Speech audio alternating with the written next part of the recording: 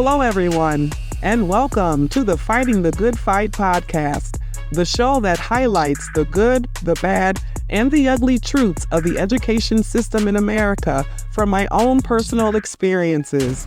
My name is Tiana, and I am your host. The content on this podcast is my opinion and experiences as a Black woman educator.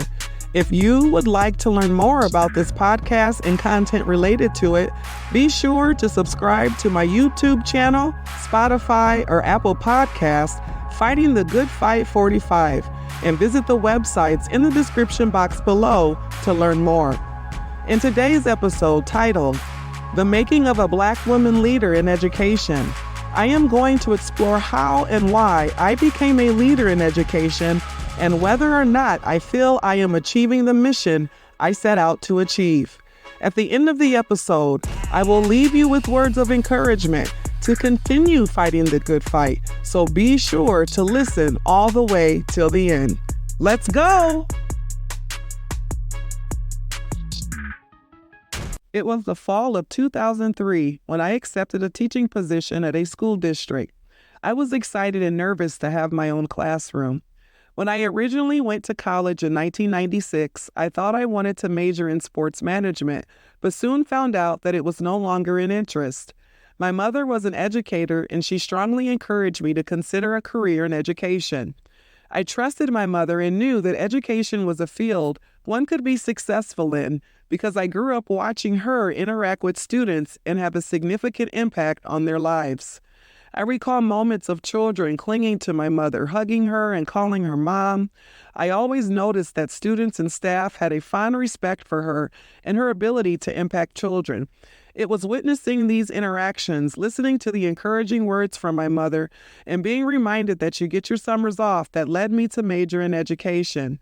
I would start my first job in a lower elementary classroom. Within my first 3 years of teaching experience, I knew I was a leader among my colleagues. My colleagues counted on me for advice on how to manage their classrooms or how to deliver effective lessons to their students. By my third year of teaching, I decided to pursue my master's degree so that I could eventually begin a consulting business to be able to support other educators in the field. One of the major areas of focus for me in supporting other educators was training them on intercultural competence, at the time cultural competency. I found that the white female and male teachers that I worked with struggled with making connections with many students of color, specifically Black female and male students. There were several conversations that were held in the teacher's lounge that struck a chord with me that validated for me that many teachers held cultural biases against the students they served. After my first year of teaching, I found myself in a space where the building principal would reassign students to my classroom because the students showed more success while in my care. I eventually became the chair of our school cultural competency committee and began immersing the staff in cultural competency training in hopes that it would lessen the biases and assumptions many of them held against students of color.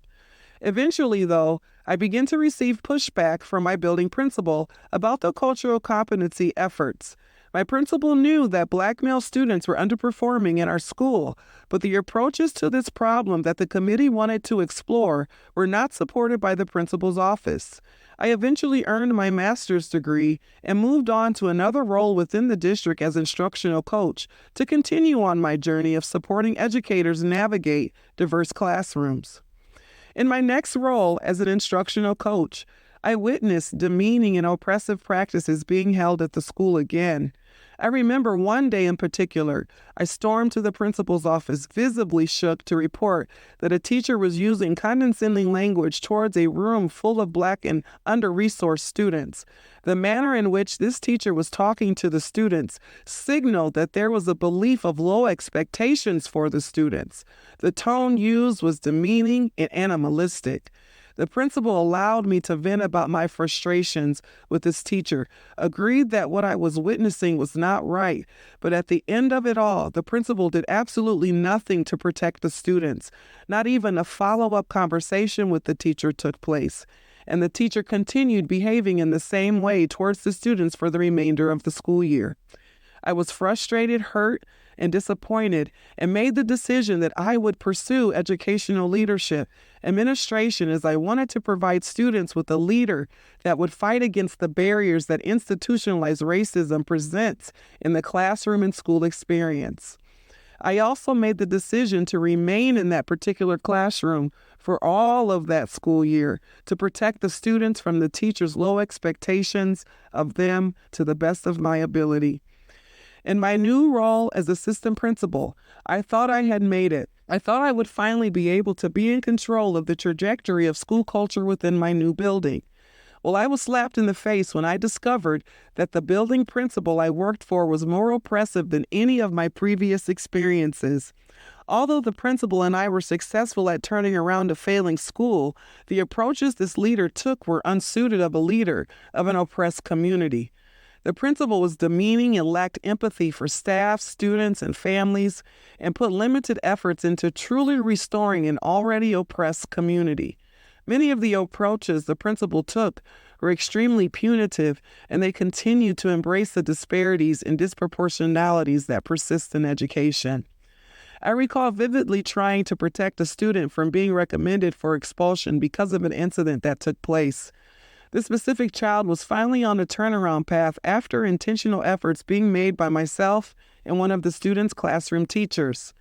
This isolated incident was coupled with past incidences, and the principal was trying to get rid of the student through the expulsion process. I stood my ground and defended the student, causing a divide between me and the principal for a short amount of time. Till this day, however, I keep in touch with this student, and the student vividly remembers this matter and thanks me for supporting, because this student was able to remain in school. After my third year of serving in an assistant principal role, I was named the principal of a local middle school. After spending 3 years under the purview of a leader that I did not see eye to eye with when it came to student and staff development, I was thrilled to finally be leading in my own school building. I spent 4 years at my first school, and the first 3 were the best. I finally was able to lead people in a way that built their capacity to support students, and students were finally in a building where they felt safe and like they belonged overall. I was able to build a school-functioning family. I was intentional about the use of character education for all and restorative practices. I even had an opportunity to spend time discussing intercultural competence to be intentional about addressing the needs of all in our school community. We placed a high value on humanity. I began to see the evidence-based practices I believed in come to fruition. Positive behavior interventions and supports, listening to students and witnessing their struggles to help them problem solve, holding high expectations for students and staff, frequent communication with parents and families, and tailoring instructional practices to meet the academic needs of students. These are all practices that were proving positive results. I felt accomplished leading the staff and students of my first school building, and I finally had a moment where what I strive for in education was reached, and I had a sense of fulfillment. By my 4th year leading the students and staff of the middle school, the school was scheduled to close as a middle school due to right-sizing across the school corporation. This tore the school family I had built apart. Our school put in tremendous effort over the course of 3 years to make it a community school, and we were victorious in that feat. The staff strived to keep our school community together the next school year in our new school assignments. However, we ended up all being split up. There hasn't been a middle school like it in the community since. It was during my second experience where I began to realize that the approach I believed in to lead others was not honored by members in the central office. It made me begin to ponder if there were intentional efforts being made to push me out of my position as principal of the next assigned middle school. I was getting results in a variety of ways. However, those results were not lifted and/or honored, and instead I was beginning to experience discrimination and/or a hostile work environment. As more and more studies begin to come out about women in leadership roles, more data suggests that women are seen in a negative light for the same behaviors their male counterparts would exhibit.